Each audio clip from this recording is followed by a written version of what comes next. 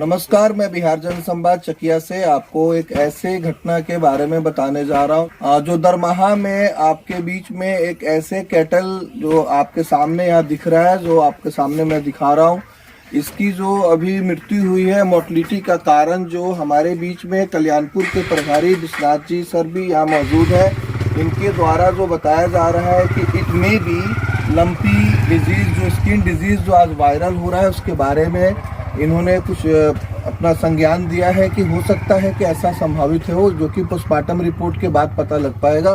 तो मैं आप लोगों को ये पहले लंपी डिजीज क्या है इसके बारे में थोड़ा सा बताना चाहता हूँ आप किसान भाइयों को। यह आज के डेट में सबसे ज़्यादा वायरस से फैला हुआ बीमारी है, जो कि मुख्य रूप से गुजरात एवं आपके राजस्थान इलाकों में ज़्यादा से ज़्यादा मात्रा में देखने को मिला है। इस लंपी डिजीज का मुख्य कारण जो है वायरस इन्फेक्शन के कारण ये डिजीज सबसे ज़्यादा हो रहा है। इसमें आपके जो वायरस एंटी जो वैक्सीनेशन की जो बात गवर्नमेंट के द्वारा की गई है, उसमें गोट फॉक्स एक वैक्सीन होता है, जिसके माध्यम से इसको अगर हम लोग इम्प्लीमेंट कर पाए सही तरीके से तो यह जल्दी से जल्दी क्यूरेबल हो सकता है। 5% मोर्टलिटी रेट होता है इसका, जिसको देखते हुए अभी मैं यहाँ के प्रभारी सर से पूछना चाहता हूँ कि क्या अपने सेंटर पे यहाँ ये सब चीज की उपलब्धता है?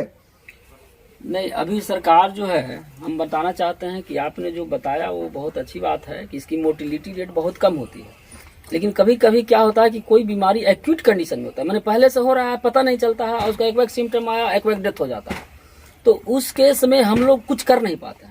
और अभी जो सेंट्रल गवर्नमेंट की मार्गदर्शन जो है वहाँ से गाइडलाइन जो है उसके अनुसार है कि अभी इसकी जो है कोई भी वैक्सीन अभी उपलब्ध नहीं है। इसका मात्र बचाव अभी प्रिकॉशन है, और जो अगर मान लिया होता है तो उसको सिम्टोमेटिक ट्रीटमेंट किया जाता है। सिम्टोमेटिक ट्रीटमेंट का मतलब अगर बुखार है तो बुखार का दवाई पड़ेगा, एंटीबायोटिक पड़ेगा, यही है। लेकिन एग्जैक्ट जो है इसका ये नहीं है। जैसा कि आपने बताया कि लैम्पी डिजीज वायरल डिजीज है, सही वायरल डिजीज है, लेकिन इसका मोड ऑफ ट्रांसमिशन जो है ना वो मस्कीटो के द्वारा होता है। तो हम चाहेंगे कि आसपास के लोग जो है इसको साफ सफाई रखें। ज़्यादातर अभी चूंकि जैसे कोरोना काल में हुआ, जिसका तत्काल कोई इलाज नहीं था, तो हम लोग बचाव किए, बचाव कर करके उसके बाद जो है सरकार इसके प्रति लगी हुई है कि इसका भी वैक्सीन आ जाए। जैसा कि आपने कहा कि गुजरात में और राजस्थान में बहुत लार्ज अमाउंट में एनिमल डेथ किया है, लेकिन अभी बिहार झारखंड में अभी बड़े पैमाना पे नहीं आ रहा है, कहीं कहीं से एक दो कर करके रिपोर्ट आ रही है। तो जब एक दो रिपोर्ट आती है तो उस पे हम लोग जो है पेंडेमिक या एपिडेमियोलॉजिकल या फिर एपिडेमिक उसको घोषित नहीं कर सकते हैं। लेकिन सर बिहार में अभी आपके पास वैक्सीनेशन उपलब्ध नहीं है इसका? नहीं, इसका वैक्सीन अभी उपलब्ध नहीं है। लेकिन गुजरात सरकार, इन लोगों ने तो ऑलरेडी गोट फॉक्स जो इसका वैक्सीन है वो तो ऑलरेडी गवर्नमेंट की तरफ से वहाँ मुहैया कराई गई है। हाँ, तो कुछ जो है उस पर अभी चल रहा है, इसमें मैंने है कि रिसर्च चल रहा है कि कहीं ये कितना सटीक, कितना क्या है, अभी लैब में इसका प्रोसेस चल रहा है। तो अगर हम मान लिया कि कोई चीज पे ट्रायल कर रहे हैं तो उसको ये नहीं कह सकते हैं कि बड़े पैमाना पे जो है इसको यूज किया जा सकता है। तो इसलिए जब तक वहाँ से कंफर्मेटिव नहीं हो जाएगा, जब तक वहाँ लैब वाले जब ऑथराइज नहीं करेंगे कि ये वैक्सीन पड़ेगा, तब तक हम लोग कोई वैक्सीन ट्राई नहीं कर सकते। बाय द वे मान लिया कि वो वैक्सीन हम ट्राई किया, फिर एनिमल में मान लिया एडवर्स रिएक्शन हो गया, तो न तो हमको गवर्नमेंट छोड़ेगी और न हमको पब्लिक छोड़ेगा। तो फिर ये गुजरात और राजस्थान में कैसे दिया जा रहा है? तो गुजरात और राजस्थान में उसकी गवर्नमेंट ने ऑथराइज किया होगा, लेकिन हमारे बिहार गवर्नमेंट में अभी इसकी ऑथराइज, बिहार झारखंड में ऑथराइज नहीं किया। यहाँ तक कि सेंट्रल गवर्नमेंट भी अभी ऑथराइज नहीं किया है। अगर होता तो अभी तक वैक्सीन शुरू हो जाता। तो आपके माध्यम से अभी और ये कहना चाह रहे हैं कि अभी जो है तत्काल जो है HSV-Q का वैक्सीनेशन जो है शुरू हो गया है, और हम बड़े सभी लोगों को आपके माध्यम से सूचित करना चाहते हैं कि ज़्यादा से ज़्यादा लोग जो HSV-Q का वैक्सीन अपने जानवर को जरूर लगाएं, क्योंकि जो नहीं लगाते हैं तो बाद में वही डिजीज उभर के आता है और फिर कंप्लेन आती है कि हमको तो वैक्सीन आया ही नहीं, दिया ही नहीं, लिया ही नहीं। तो हम बहुत सारे फील्ड में भी घूमे हैं, बहुत ऐसे पढ़े लिखे भी आदमी जो हैं वो जाते हैं दरवाजा पे, तो जो है हम लोग को दुत्कार के भेज देते हैं, ये सब वैक्सीन तैक्सीन कुछ नहीं होता है ना। इस तरह से हम लोग को झेलना पड़ता है, लेकिन हम लोग समझाते हैं। लेकिन आपके माध्यम से हम ऐसे पशुपालक भाई को, सभी को हम नम्र निवेदन करना चाहते हैं कि अपने माल जाल की सुरक्षा में जो है निश्चित रूप से ये टीका लगवाएं। अब HSV-Q क्या है, तो देहात में लोग इसको लंगड़ी बुखार और गला घोंटू के नाम से जानते हैं। तो इसलिए हम यही आपसे गुजारिश करेंगे कि ज़्यादा से ज़्यादा लोग आप लोग पशुपालक भाई लगवाएं, ताकि ज़्यादा से ज़्यादा जान माल की क्षति ना हो। धन्यवाद।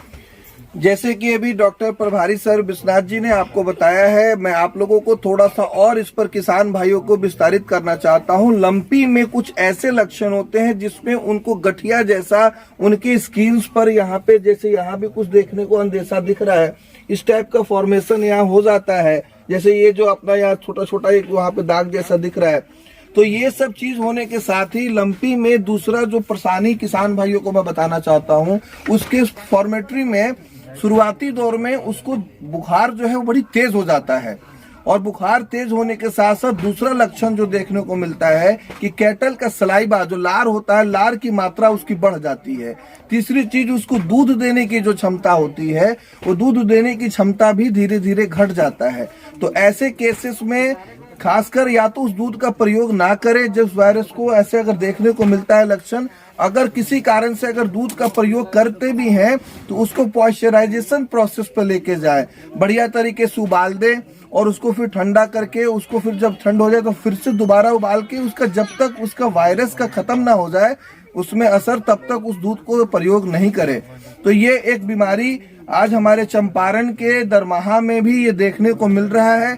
लेकिन गवर्नमेंट में आज हमें इस बात से, इस चैनल के माध्यम से मैं बिहार सरकार के पशुपालन विभाग को भी ये सूचित करना चाहता हूँ कि इस चीज पर जल्द से जल्द अगर कार्रवाई नहीं की जाएगी तो ये आम किसान जो गरीब लोग, जो लोग ये अपना पालन करके और अपनी जीविका चलाते हैं, उनके लिए बड़ी ही लार्ज स्केल पे ये बढ़ने का काम हो जाएगा, जिस तरीके से कोरोना काल में ये बढ़ा था। लेकिन सबसे बड़ी बात मैं आपको एक चीज और बताना चाहता हूँ कि कोरोना काल में ये जो डिजीज होता था कोरोना का, ये एक दूसरे से ट्रांसमिसिबल डिजीज होता था।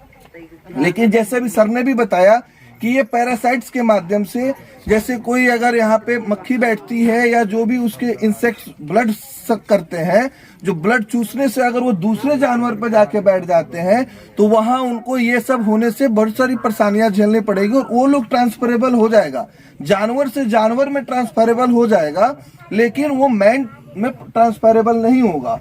तो इसके लिए डरने की बात नहीं है, जागरूकता फैलाने की जरूरत है।